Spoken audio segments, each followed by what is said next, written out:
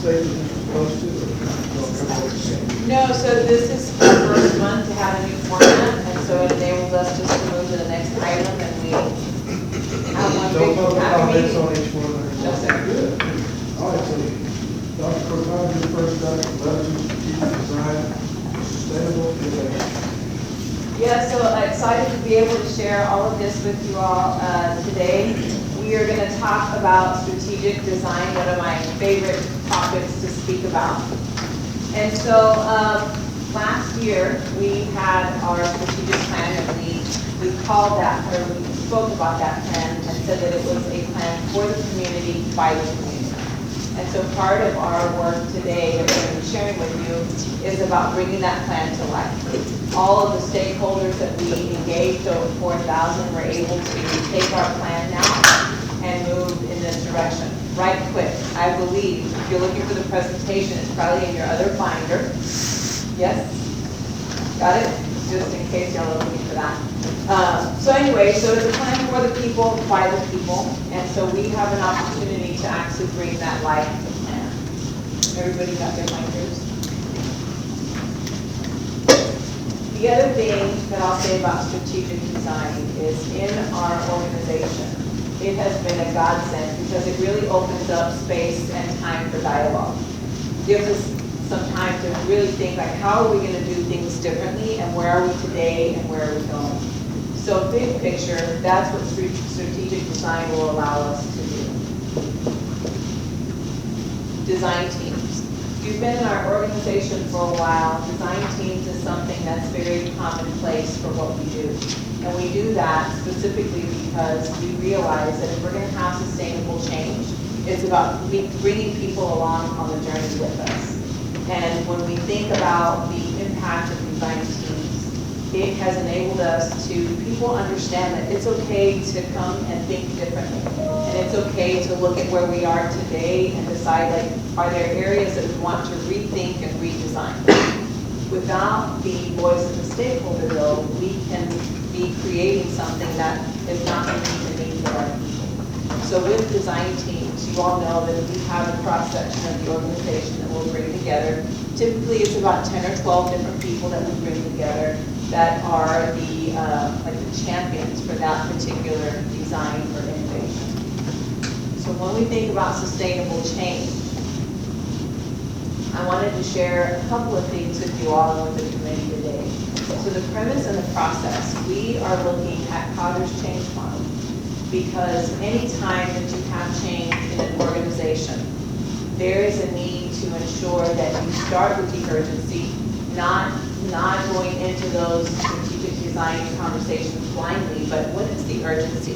What does the data tell us, both quantitative and qualitative? And when we start there, it's so much easier for the organization to understand why we're innovating a particular space. So if you look up on the screen there, that's the model in a nutshell. There's 8 different steps, and you can see that you start with the urgency, like I said, data, and both qualitative and quantitative. But you take the entire design team through this process to end up at the last step, which is where you anchor your change. Any sustainable change has to become part of the fabric of what we do in our organization. And so this is the model that we're using for change management. The key thing with design teams is, if you look down on that screen there, it's about teaching the organization how to think, not what to think. And we have seen a lot of success when we give people a problem of practice and we say, we're empowering you to think through this problem of practice and what is the best solution for that. And that's kind of what our design teams are going to do. Yes, sir? So it's kind of like the 3 circles, right? The why, how, and the what. Right? You start with the why, Yes. you lead out. But can I ask, how much of the starting, where your starting point, how much of that, or how, I guess how many just asking more broadly, how do you create, in your mind, how do you think about the best way of creating that sense of urgency? So as we go through the presentation, I'm gonna introduce the design teams, but these individuals here, we've got Sylvie Gamboa, Kevin Garcia, and Osiel Ochoa. We talked about that before the break, because you can create the urgency with a multitude of ways. In our organization, we talked about data, you can't negate black and white. And when we hit resistance and change, it's because people typically come and say, no, we don't need this change. Well, when you look at trends, data trends, and you pinpoint, this is what the data is saying, you can't negate that.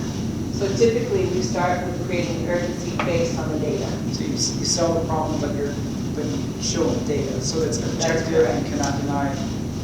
That's correct, and that's kind of what we talked about before the break, is if you've ever led a design team, you have to come in and create the urgency with that first, because everybody's got a different emotional tie to systems. At the end of the work with design teams, we're blowing up systems and recreating things, and that can get a little sticky, and so that's why we start with the urgency that is black and white. And as you go through those different steps, when we think about design teams, part of the beauty of the design teams is you create that coalition. So it's no longer Dr. Gonzalez and I going and selling this problem and doing all the heavy lift. You create ambassadors for that problem practice if you do your design teams right. And that's the second step, which is forming that coalition. So right now we're looking at those design team memberships. And I'll never forget Kennedy, and I always go back to this, because when we had our first set of design teams, I called him and he said, he had called me, so I called him back and I said, what's going on? He said, I think you put me on the wrong team. I think you mistake me, or you put me on this by mistake. And I said, well, what is your real question? He said, I'm a facilities guy, I'm not the community engagement guy. And I said, oh, but that's why you're there. And I always go back to that, because when he was part of that design team, he became the face of community engagement, because he came in with a very different perspective. But what Ken had is that he is a huge connector in the community. And so when we create these design teams, it's not about bringing all the curriculum people to study C&I.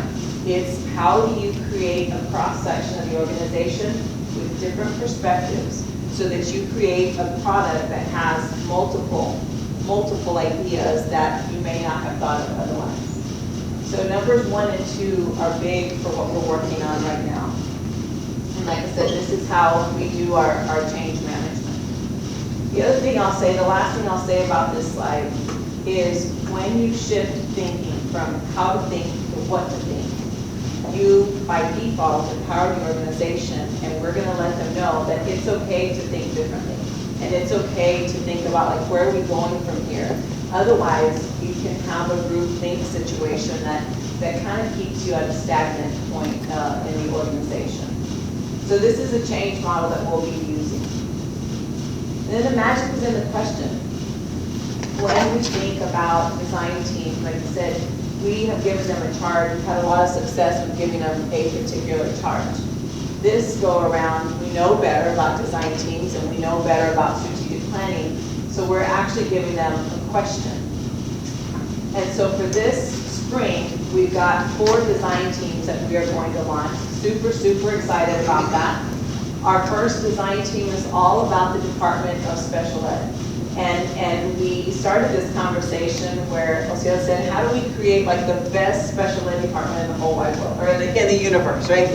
Just like with this Zavala campus. But anyway, this is our charge question for that design team. So when they come together, that's their charge. Like, how do we create an all-inclusive type of situation in our organization that also creates community engagement opportunities for our students?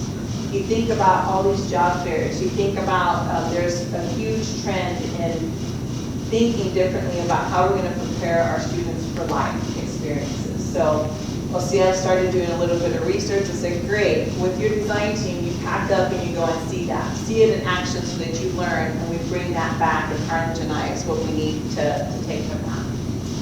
And then the second design team, super, super exciting. No surprise that Kevin Garcia is going to lead beyond the classroom. There is no box of thinking with Kevin, and so he's going to take us beyond the classroom. We've had a lot of partnerships that we've created these last couple of years, but it's how do you take those partnerships and create those authentic learning experiences so that when our kids leave, they already have some type of real world application. So he'll be working with his team on that. Mental health and emotional intelligence. We've heard that over and over this year. And so Sylvia Gamboa is going to be leading that. And if you look at that question, it's really not just about the plan. It's about how do we start creating systems, policy change, and things of that nature to make sure that we're going to address the needs of everybody in our system. That's a very different perspective than saying, hey, how are we going to roll this out? It's how do you create those systems that are going to make sure that regardless of who's in our seats, those things are going to be just part of our organization. And then lastly, Dr. Rushka. I don't think there's anybody in our entire organization that would question why we're studying AI. AI can be a wonderful tool. There's so many ways to define AI, so many ways that you can use it in the classroom.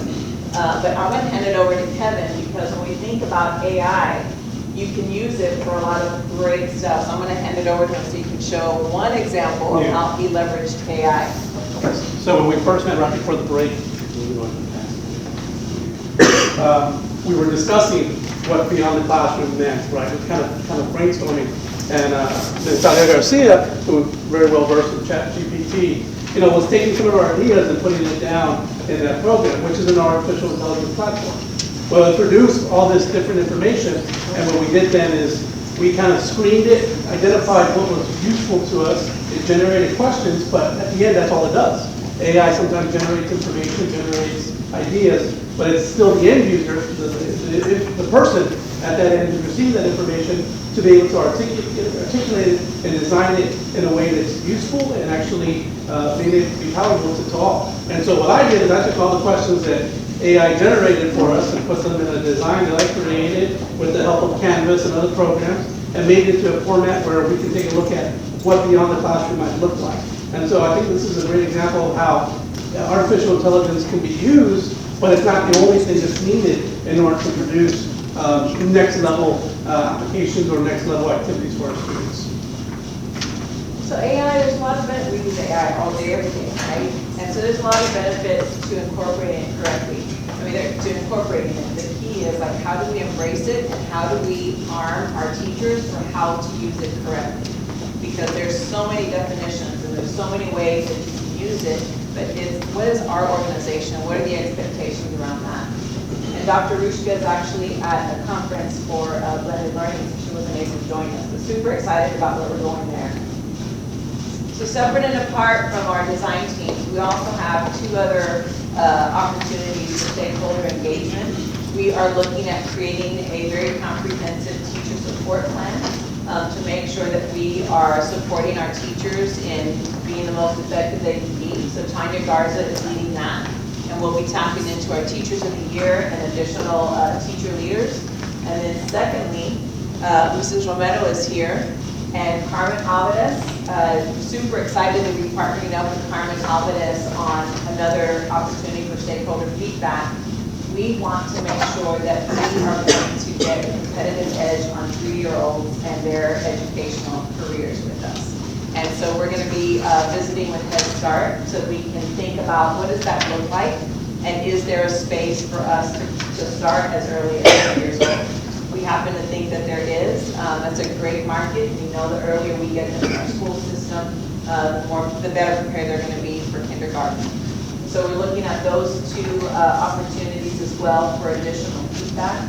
We're not doing a design team necessarily because we already have a lot of the research. It's bringing people in to ask, like, how would this best fit the needs of our school community? And with that, I will open it up to questions and conversation.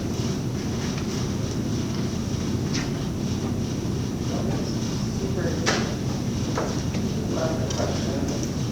Those are big topics. Big topics to tackle. Big topics. Important topics. No questions, that thorough. Wow. Good stuff. What does this look like in a time frame window? That is a great question. So each of these 3 individuals have a month. I believe we're starting with Osiel, will be coming in. I think you're the first design team that will be reporting out. I want to say it's like in April. but we are going to, we've already mapped out when they're gonna be coming to share their topics and their findings here at Transforming Teaching and Learning. And it's all in preparation for next year. So, and you know, and we talked about timeline. We have the spring is the most opportune time to rethink systems because you don't have to change them a little game. And so that's why we're pushing those design teams this spring. Thank you, Bill. I got a comment if I can. Go ahead.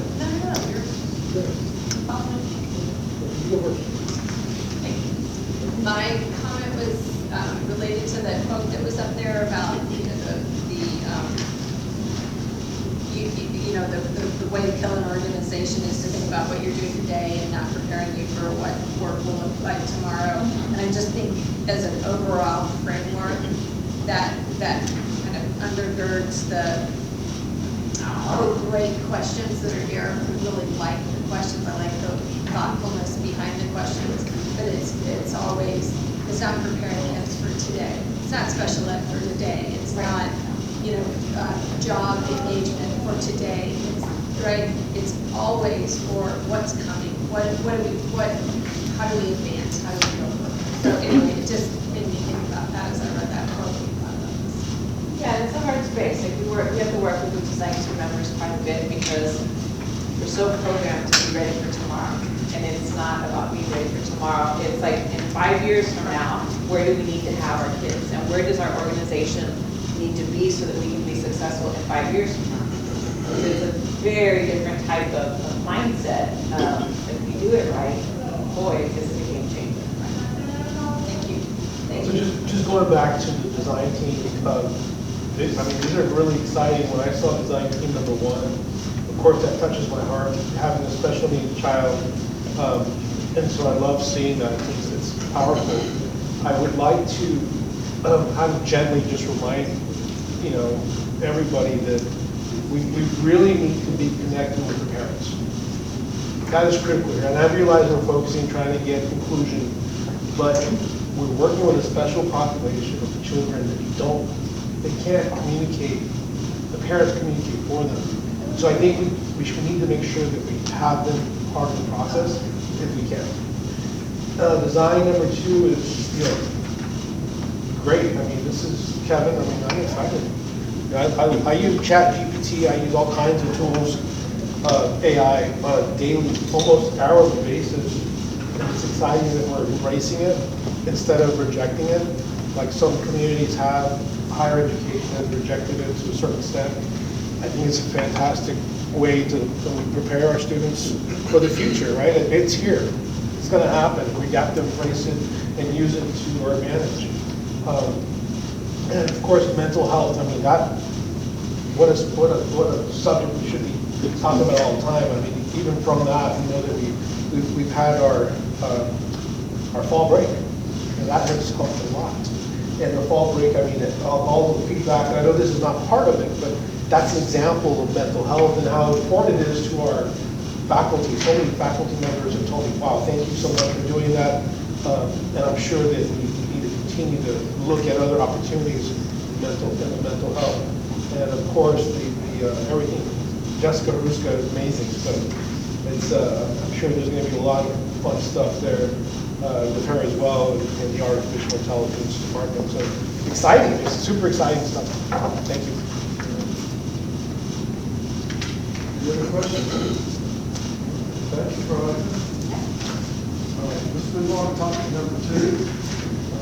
Debbie, Scott will be defining the customer experience. Thank you. Good afternoon, Mr. Powers, Committee Chair, board members. Happy New Year. Good to see you all, members of our senior team audience. And so we do have a presentation. We may have these technical difficulties. But anyway, it's in your binder. And so I can certainly speak to it just so that we don't lose any time. And then once the PowerPoint is available, we'll catch up with that. And so this is in your tab 2. And so communication and stakeholder experience. And so as we continue with our charge of student recruitment and retention, we know how important it is to revisit customer experience and what that means in our school district. And so we understand the importance of going back to our employees, our frontliners, and every single one of our 2,800 plus employees, and just a refresher, a reminder of what that looks like, right? How important it is to be intentional when we're working with our families, with our parents, with our students, right? So that when we have our students coming in and our parents coming in, that we are intentional, that we are courteous, that we are respectful, and that is in all aspects. Verbal communication, written communication, of course, just being intentional and going that extra mile. And so about a month ago, it must have been about in November, the Human Services team had the opportunity to meet with the guru of customer experience and customer service, Mr. Frank Castellanos, the CEO of our local Chick-fil-A restaurants. And he was able to share with us, we spent a couple of hours with him, and the Human Services team was elated to have that opportunity to visit with him so that he could share his story and what the training looks like for his employees, right? And so he took us back to when he started with Chick-fil-A and the immense training and how intentional the training is and how everything is done with purpose. And so we feel very confident that we can mirror the same and that we're intentional in our interactions, our daily interactions with one another, employee to employee, employees to parents and students. And so, again, we were extremely, extremely fortunate to have that opportunity.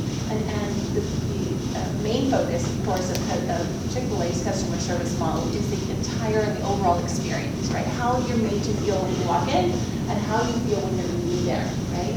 And so he shared that with us and how it's just intentional. And there is, they don't ever divvy from that. And so the employees have very high expectations. And so the customer is coming in, the employees recognize that we don't know what that customer is coming in with. What is it that is in their mind and in their heart, right?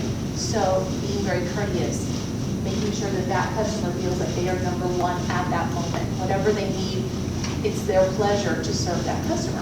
And so when we think about our role as employees in our school district, we know how important it is to follow that very similar model in letting our parents and our students know that they are number one, that they are important to us. And if we receive a phone call, that it's an important phone call.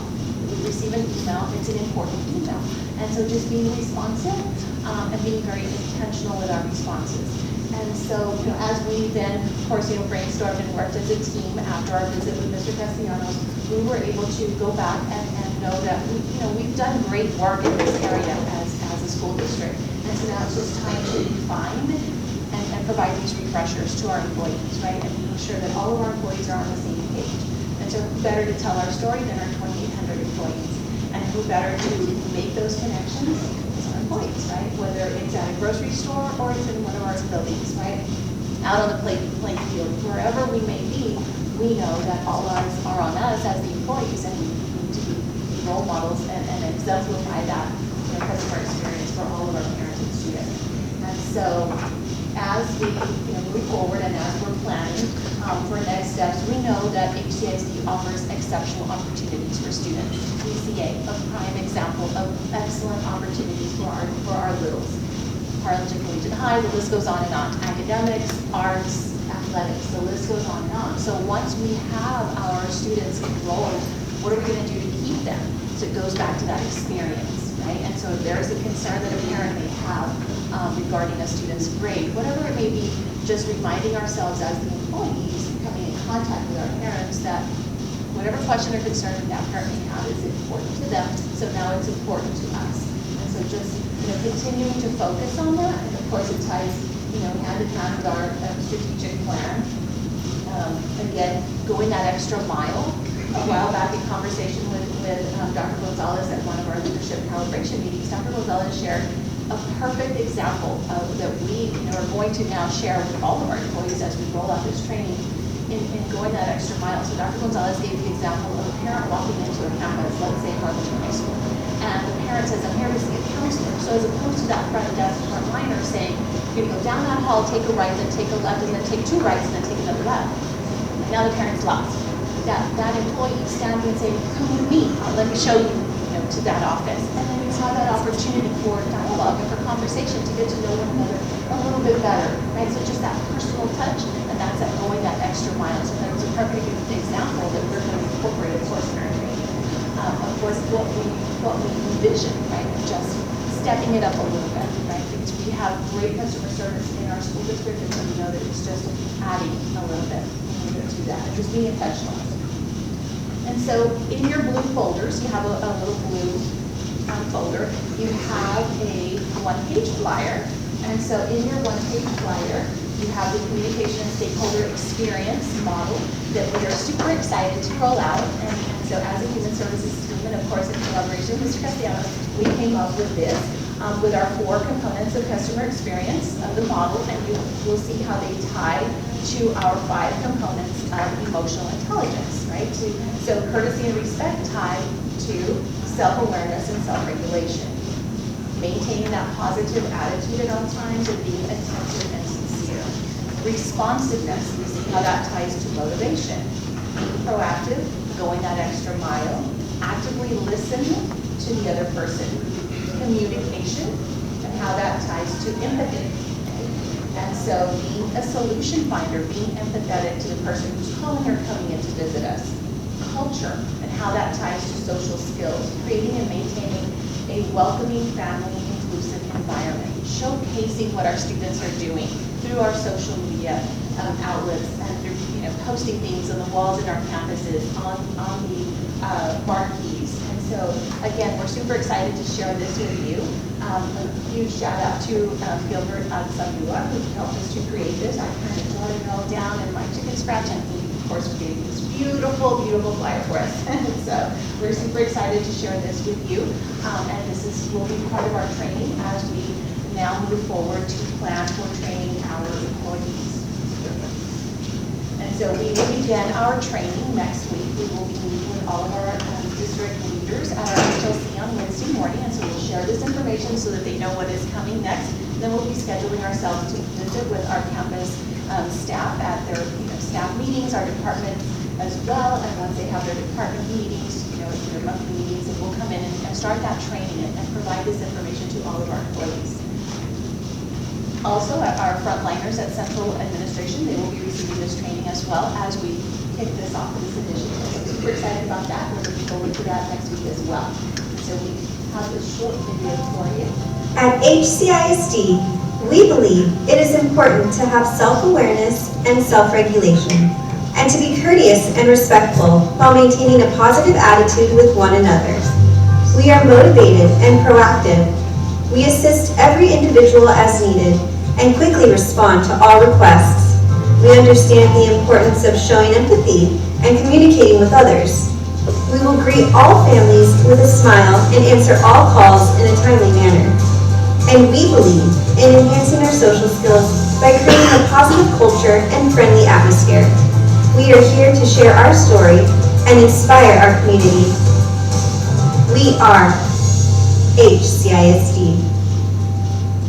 Shout out to Alyssa Bella at Public Relations and her team. They helped put this together for us in a matter of a couple of days, so they are outstanding.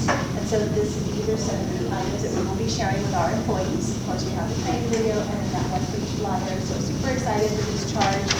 Excited to meet with our employees who we know do a phenomenal job. It's just some friendly reminders and just some touch points on how we can continue to refine and just be very intentional when we're serving our families, our community. Questions or conversations? What did you say that training was? So we start next week at HLC. We will be on Wednesday morning. We'll be working with our district leaders, campus administrators, and department directors. Can you give that training to boardness because they're not so nice? Sorry. Did I say that? Present that. Who's on your team? So you're going to go to the campuses and make a presentation to the faculty? Yes, and we are a team. So we are a team of 15 at Human Services, and the Human Services team is divided. They are ready, they are eager, and we will go out in groups, and we will be able to tackle our campuses and our departments. And so we're excited about that. We have Jennifer Herrera, our Director of Human Services, Eric Villarreal, our Director of Talent Acquisition, Rachel Cortez, Director of Employee Benefits, and then our Human Services Specialist. They're an excellent team, and they're excited for this charge. Will Frank be coming to your meeting next week? Okay. Are you going to bring Frank to your general meeting? We are going to ask him if he's available to join us. Yes, and I'm sure he will. I'm sure he will make himself available. He's great to work with, just a delight. Something that we did years ago, when we offered to move to Southwest Airlines for customer service. And it was a terrific and beneficial trip. I wonder if Frank has said something about, because Chick-fil-A is known for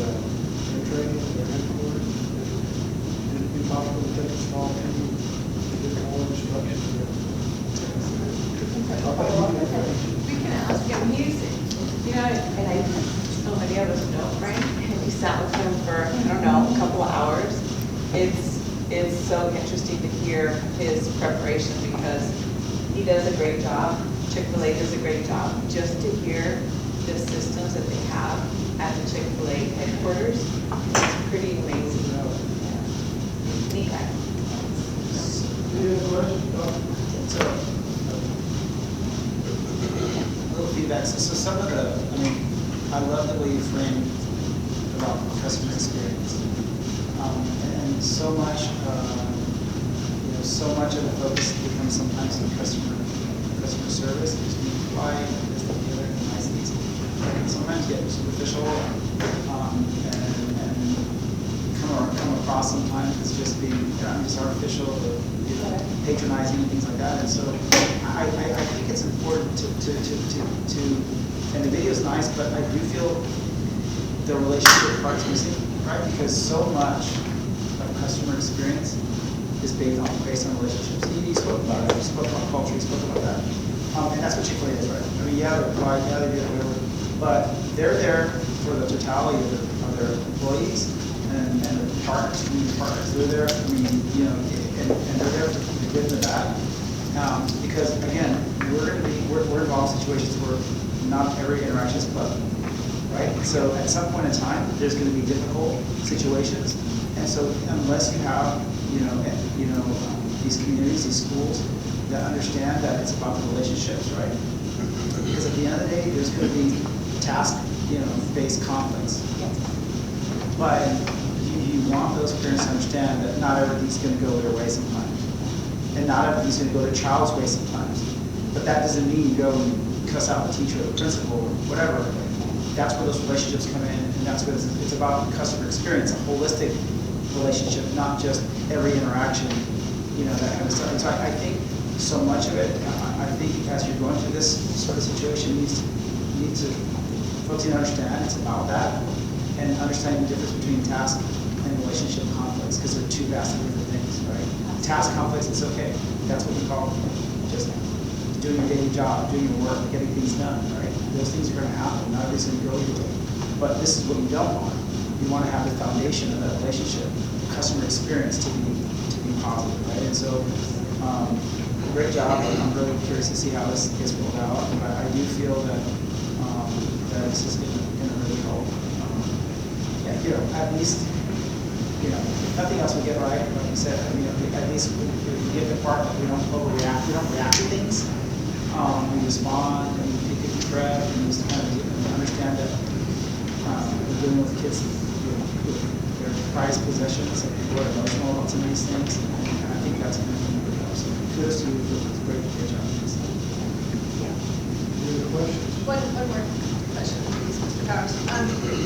Love this and the discussion about it. Thank you so much. And what I was thinking about in relation to this, and it likely it's part of Chick-fil-A's processes as well, is highlighting people who are exemplifying what we expect, what we want, kind of over and over and over again, and using that as a spotlight, not just for that individual doing that, but then also using that as a training to kind of dive into that task versus relationship, customer service orientation. And so you're highlighting people and talking about how, it wasn't just perfect, like, it was just real easy. No, there was a little bit of this, we got to this. Then people start realizing, like, it's not always just easy. Anyway, so the highlighting of employees who are doing great work, because there's so many of them.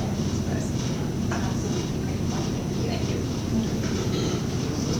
One quick thing. I love customer service. Dr. Pettis mentioned some great things, Dr. Martin, just great things. But one of the things I think we just make sure that we understand is be able to identify who the customer is, because it changes. It's a grandma, it's a mom, it could be the kids too. And so making sure we understand and identify who that customer is important.